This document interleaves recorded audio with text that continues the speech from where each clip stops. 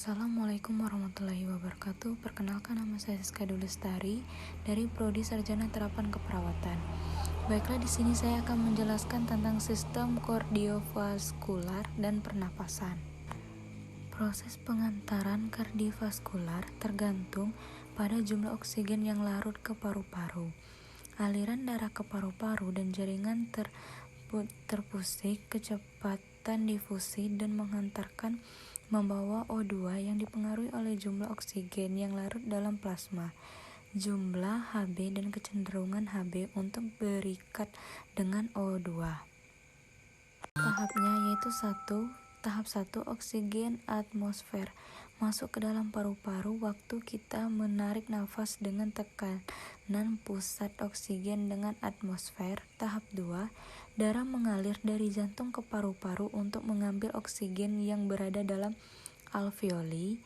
Tahap 3, oksigen pembuluh darah diedarkan ke seluruh tubuh.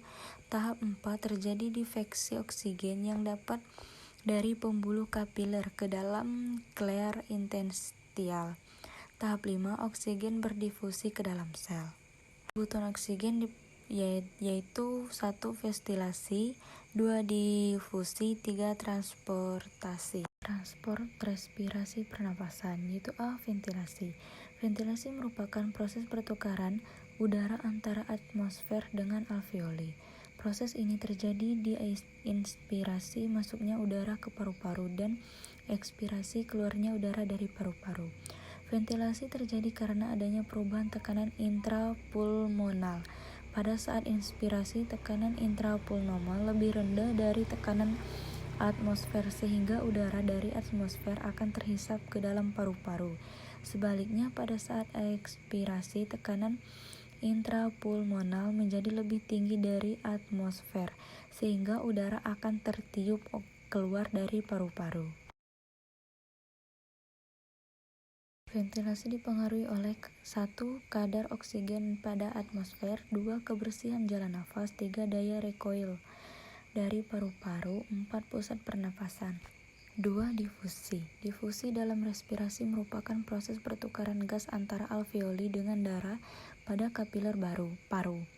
Proses difusi terjadi karena peredaran tekanan. Gas berdifusi dari tekanan tinggi ke tekanan rendah. Salah satu ukuran difusi adalah tekanan parsial. Difusi terjadi melalui membran respirasi yang merupakan dinding alveolus yang sangat tipis, dengan ketebalan rata-rata 0,5 mikron. Di dalamnya terdapat jalinan kapiler yang sangat banyak dengan diameter 8 angstrom. Dalam paru-paru terdapat sekitar 300 juta alveoli dan bila dibentangkan dindingnya maka luasnya mencapai 70 mm pada orang dewasa normal. Difusi dipengaruhi oleh ketebalan membran respirasi, 2. Koefisien difusi, 3. Luas permukaan membran respirasi, 4. Perbedaan tekanan parsial. Yang terakhir yaitu transportasi. Setelah difusi maka selanjutnya terjadi proses transportasi oksigen ke sel-sel yang membutuhkan melalui darah dan pengangkutan karbon dioksida sebagai sisa metabolisme ke kapiler paru. Sekitar 97-98,5% oksigen ditransportasikan dengan cara berikatan dengan Hb. Sisanya larut dalam plasma, sekitar 5-7% karbon dioksida larut dalam plasma, 23-30% berikatan dengan Hb, dan 65-70% dalam bentuk HCO3. Pengaturan respirasi dipengaruhi oleh 1.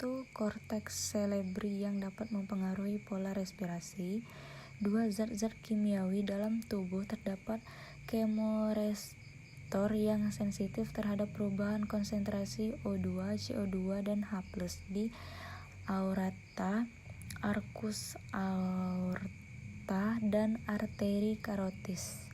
Sekian penjelasan singkat dari saya mengenai sistem kardiovaskular dan pernapasan. Apabila terdapat kesalahan saya mohon maaf. Wabillahi taufiq wal hidayah. Wassalamualaikum warahmatullahi wabarakatuh.